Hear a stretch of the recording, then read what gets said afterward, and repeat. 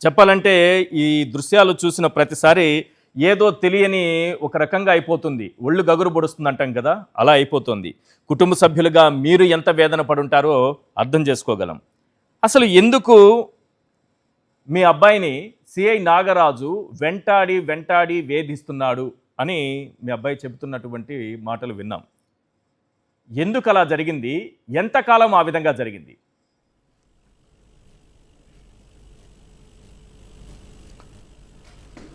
ఇప్పుడు మే 21న నా కుమారుడు గుళికల మందు తాగి చనిపోవడం జరిగింది. దీన్ని కేవలం ఆ రోజు ఉదయం 10:30కి పోలీసులు వచ్చి ఇంటికి క్రాంతి కుమార్ సిఐ నాగరాజు గారు పిలుస్తున్నారు, నువ్వు రావాలి అని చెప్పడంతో నేను వస్తే నన్ను చంపేస్తారు అని అంటే, నువ్వు వచ్చినా రాకపోయినా జరిగేది అదేనని చెప్పేసి వచ్చిన పోలీసులు బెదిరించడంతో నా కొడుకు ఆలోచించుకొని సావుదాకా వెళ్లాల్సిన పరిస్థితి తీసుకురావడానికి కారణం ఆ రోజు వచ్చిన పోలీసులు సిఐ నాగరాజు గారు. ఇదే విషయంలో మా ఆవిడ దగ్గరికి వెళ్ళి మీ అబ్బాయి బయటికి రావటం లేదు, తలుపులు వేసుకున్నాడు రామ్మ అని చెప్తే నా భార్య వెళ్ళి నాన్న బయటికి రా పోలీసులు వచ్చారంటే, అమ్మ నన్ను వాళ్ళకి అప్పజెప్పొద్దు, వాళ్ళు నన్ను చంపేస్తారు అని చెప్పి తలుపు తీయలేదు. ఆ తల్లి ఎంత రోదన పడిందో, ఎంత వేదన పడిందో నా బిడ్డ పట్ల ఈ రోజుకి కూడా తలుచుకుంటే ఆ బాధ నుంచి మేము బయటికి రాలేదు. కానీ సిఐ నాగరాజు ఇంతకుముందు కొడుతున్నాడు అన్నప్పుడు 4-3 సార్లు నేను వెళ్ళి తీసుకురావటం జరిగింది దెబ్బ పడకుండా. నేను పోలీసులకి కేవలం భయపడి చనిపోవడం ఏంటి, ఇంత పిరికోడిగా చనిపోడే నా కొడుకు సరే అయినా ఒక ఇరిటేషన్ ద్వారా జీవితం ముగించాలనుకున్నాడేమో అనుకొని మేము దహన కార్యక్రమాలు అవన్నీ చేసుకుంటా పోయాము. తర్వాత ఒక వారం రోజుల తర్వాత అతను ఫోన్ ఎక్కడుందని అడిగి తెలుసుకున్న తర్వాత అసలు విషయం ఫోన్లో ఛార్జింగ్ పెట్టి చూస్తే నా చావు కారణమే సిఐ నాగరాజేనని చెప్పేసి నా సెల్ఫ్ వీడియో ఏదైతే ఉందో మా కుటుంబ సభ్యులందరం కూడాను ఒక్కసారిగా షాక్ అయ్యాం. అంటే ఇతను చనిపోయిన తర్వాత నా భార్య అతని పట్ల ఏం విషయాలు చెప్పింది, అట్లాగే అతని సర్కిల్లో అతనికి అనుబంధంగా ఉండే సర్కిల్లో కనుక్కున్నప్పుడు ఇది కేవలం ఒక సిఐ నాగరాజుకి భయపడటం అంటే కేవలం లాఠీ దెబ్బలు ఒక్కటే కారణం కాదు. ఒక సస్పెక్ట్ షీటు తీయకుండా ఏ నేరాలు లేకపోయినా అతని వాళ్ళ సొంత ప్రయోజనాల కోసం, అంటే రౌడీ షీటర్స్ విజయవాడ నగరంలో ఎక్కడున్నారో వాళ్ళ నెంబర్లు తీసుకురండి, వాళ్ళ అడ్రస్లు తీసుకురండి అని చెప్పడం. అలాగే కొంతమంది అంటే వాళ్ళకి ఇష్టం లేని పనులు, ఇప్పుడు గంజాయి విషయంలో కానీ, వ్యభిచారం విషయంలో కానీ, లేదా ఇంకా ఇతరితర గొడవలకి వెళ్ళమనే విషయంలో కానీ, కృష్ణలంక పోలీస్ స్టేషను బస్టాండ్కి దగ్గరగా ఉంటుంది. వీళ్ళు పంచాయతీలకి అది అడ్డాగా మారింది. ఆ పంచాయతీలకి వాళ్ళు ఏదైతే లబ్ధి పొందుతారో వాటికి ఈ రౌడీ షీటర్స్ అనే పేరుతో వీళ్ళని వాడుతున్నారు తప్ప నా కొడుకు మీద గత 8 సంవత్సరాలుగా ఎలాంటి కేసులు లేవు. కానీ ఎందుకు ఆ రౌడీ షీట్ అనేది పెట్టారు, ఎందుకు తీయటం లేదనే విషయంలో కొంత నేను మరి కొడుకు సత్ప్రవర్తన ఉన్నప్పటికీ కూడా ఏదో ఒకరోజు మనం పోయి మాట్లాడి తీపిచ్చేద్దామని అనుకుంటా ఉన్నాం. నా కొడుకు కూడా నా దగ్గరకు వచ్చి నాకు కష్టాలు చెప్పుకునే పరిస్థితి వచ్చింది. నాకంటే వాళ్ళ అమ్మ దగ్గర ఇంకెక్కువ చెప్పుకోవటం జరిగింది. ఇదంతా చనిపోకముందు చెప్పుంటే ఈ పరిస్థితి తెచ్చేవాడిని కాదు. చనిపోయిన తర్వాత తెలియటం వల్ల బాధ కలిగింది. అయితే ఇది కేవలం ఒక అంటే క్రాంతి కుమార్ని పోలీసులు కొడతారని క్యాజువల్గా భయపడి చనిపోయింది అయితే కాదు. భయంకరమైన కోణాలు వెనకాల ఉన్నాయనేది నాకు అర్థమైపోయాయి. పోలీసుల వేధింపులు తట్టుకోలేకపోతున్నా, నేను తీవ్రమైపోయాయి, నన్ను ఈ రకంగా వేధిస్తున్నారు, లేకపోతే అక్రమంగా ఏమన్నా కేసులు పెడుతున్నారు, లేదా ఇలాంటి కార్యక్రమాలు నన్ను చేయమంటున్నారు, లేదంటే ఇలా చేయకపోతే ఇలాంటి వాళ్ళ లాఠీ దెబ్బలో లేకపోతే వాళ్ళ కక్ష సాధింపులో ఏవో ఉంటాయనే భయాన్ని ఎప్పుడైనా మీ ముందు వ్యక్తపరిచారా? నేను ఇలా చేయలేను, నన్ను పోలీసులు ఇలా చేస్తున్నారు, నేను వీళ్ళ టార్చర్ తట్టుకోలేక ప్రాణాలైనా వదిలేయడానికి సిద్ధంగా ఉన్నానన్న మాట ఎప్పుడైనా మీతో అన్నారా? ఒక తండ్రిగా సొసైటీలో తిరుగుతున్న నాకు ఇంత లోతైన విషయాలు చెప్తే మా నాన్న ఎక్కడ బాధపడతాడోనని ఆయన అనేక విషయాలు నాకు చెప్పకుండా వాళ్ళ అమ్మకు చెప్పుకోవటం జరిగింది.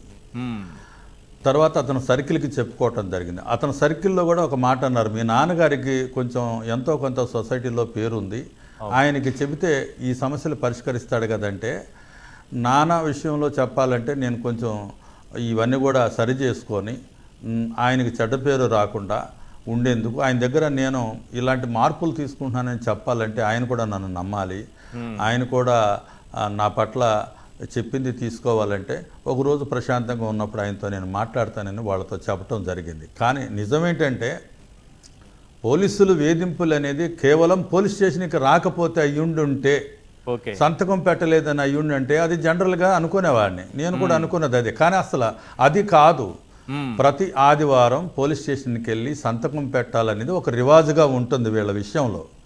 కానీ ఈ పోలీస్ స్టేషన్కి వాళ్ళు చెప్పిన పనులు చేసినప్పుడు వెళ్ళకపోయినా సంతకం పెట్టకపోయినా ఇబ్బంది లేదు. వాళ్ళు చెప్పిన పనులు చెయ్యనప్పుడు పోలీస్ స్టేషన్కి తీసుకెళ్లి మనిషిని తిరగేసి ముగ్గురు కలిసి వెంకటేశ్వరరావు గారు ఏం పనులు చేయిస్తారు వీళ్ళతో పోలీసులు బలవంతంగా? చెప్పండి. ఇప్పుడు రౌడీ షీటర్స్ని ఇళ్ళకెళ్ళి విజయవాడ నగరంలో ఇతని ఆధ్వర్యంలో సిఐ నాగరాజ్ ఆధ్వర్యంలో 200 మంది రౌడీ షీటర్స్ చేరారు ఆయన ఖాతాలో. అంటే ఈ అడ్రస్లన్నీ ఎక్కడి నుంచి వస్తాయి? నగరం విషయాలన్నీ ఆయన ఒక్కడికి ఎందుకు, ఆయన పరిధిలో కదా చేయాల్సింది. అట్లాగే బస్టాండ్ ఉంది, బస్టాండ్లో చాలామంది ఎక్కడెక్కడ వచ్చి వాళ్ళు అక్కడ పడుకుంటూ ఉంటుంటారు. వాళ్ళ దగ్గరికి వెళ్ళి వాళ్ళని పట్టుకొని పోలీస్ స్టేషన్కి తీసుకురమ్మని అంటారు. ఎందుకంటే వీళ్ళ సెటిల్మెంట్లో కొన్ని కేసుల్లో కొంతమందిని తప్పిస్తుంటారు. ఆ తప్పించే క్రమంలో బస్టాండ్లో అనామకులుగా ఉన్నటువంటి వాళ్ళని పట్టుకొచ్చి ఈ కేసుల్లో ఇరికిస్తూ ఉంటారు. ఇది అక్రమమే కదా. ఇలాంటి విషయాలన్నీ నా కొడుకుకి ఇష్టం లేదు. నా కొడుకు మీద ఎలాంటి కేసులు లేవు. ఇప్పుడు నేను 8 సంవత్సరాలకు ముందు కేసులన్నీ తీయించేశాను. అటు ఇప్పుడు ఏ కేసులు లేకపోయినా ఏదో ట్యాక్సీ డ్రైవర్గా కారు తోలుకొని తన బతుకుతో తను బతుకుతుంటే తన మాటకి పోలీస్ స్టేషన్కి రాత్రని లేదు పగలని లేదు, ఎప్పుడు పడితే అప్పుడు. నేను ఉద్యమంలో తిరగటం వల్ల నేను ఒక ఎంఆర్పిఎస్ నాయకుడిగా ఈ సమాజ సేవలో సమాజ మార్పు కోసం పనిచేస్తున్నా. నేను ప్రతిసారి ఇంట్లో ఉండను, కానీ ఇంట్లో నేను ఉండకపోవడం ఒక కారణమైతే వాళ్ళు వచ్చి తీసుకెళ్ళినప్పుడల్లా మళ్ళీ ఏదో మాట్లాడి 2 దెబ్బలేసి పంపిస్తూ ఉంటారు. ఆ విషయాలు నాకు కొన్ని తెలియటం లేదు. కానీ నాకు తెలిసేటప్పటికీ ఒక ప్రమాదకరమైన పరిస్థితి దాపురించింది. నా బిడ్డను నేను కోల్పోయాను, నేను ఆ బాధలో ఉన్నాను. నేను ఈరోజు ఇక్కడికి రావటం అంటే కూడా ఒక రకంగా నేను చాలా బాధతో నేను ఇక్కడికి రావటం అనేది జరిగింది. కానీ ఒక మాట అన్నారు క్రాంతి కుమార్ ఆ వీడియోలో, మాదిగ కుటుంబంలో పుట్టడమే నేను చేసినటువంటి నేరమా అన్నారు. ఏంటి దళితుడైతే నాగరాజుకి అంత చిన్న చూపా, లేకపోతే ఏంటి, ఎందుకు అది ఎందుకు ఉపయోగించాల్సి వచ్చింది ఆ మాట? అతని కడుపులో అవునండి. ఇప్పుడు ఆ పోలీస్ స్టేషన్కి వెళ్ళినప్పుడు సిఐ నాగరాజు గారు తన కాళ్ళకున్న బూట్లు తీసి అక్కడేసి, మీరు మాదిగ కులమే కదా, మీ వృత్తి మాదిగలే, మీ వృత్తి బూట్లు పాలిష్ చేయటమే కదా, అదిగో నా బూట్లు పాలిష్ చేయని చెప్పేవాడు. బూట్లు పాలిష్ చేయమంటే ఇతను అంగీకరించాడు. ఇతను ఇప్పుడు నా బిడ్డ నేను నాకు ఇంతకుముందు మా కుల వృత్తి చెప్పుల వృత్తి కావచ్చు, కానీ నా బిడ్డకు ఆ వారసత్వాన్ని నేను ఇవ్వాలని అనుకోలేదు. నేను నాకున్న స్థాయిలో ఏదో నేను ఒక కారు తీసుకొచ్చే ప్రభుత్వం ద్వారా నేను అతను బతుకమని, అతనికి ఒక భార్య 2-3 పిల్లలు ఉన్నారు. మరి నేను అలా పెంచే క్రమంలో తన ఆత్మగౌరవాన్ని చంపుకొని బూట్లు పాలిష్ చేసే స్థాయి కాదు అతనిది.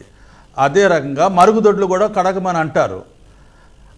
అంటే ఒక మాటలో చెప్పాలంటే వాళ్ళ వ్యక్తిగతంగా ఇష్టానుసారంగా మనుషుల్ని మనుషులుగా చూడకుండా ఒక అంటరాని కులంలో పుట్టిన నా మాదిగ జాతి అనే ఒక హీనమైనటువంటి దుస్థితిలో వాళ్ళు నీచమైన పనులు చెప్పడం చేయించడాన్ని అతను తిరస్కరిస్తే దానికి తిరిగి కొట్టడం ఏదైతే ఉందో అది అవమానించడమే కదా, ఆత్మగౌరవాన్ని దెబ్బతీయటమే కదా, మా కుల వృత్తిని కించపరచటమే కదా.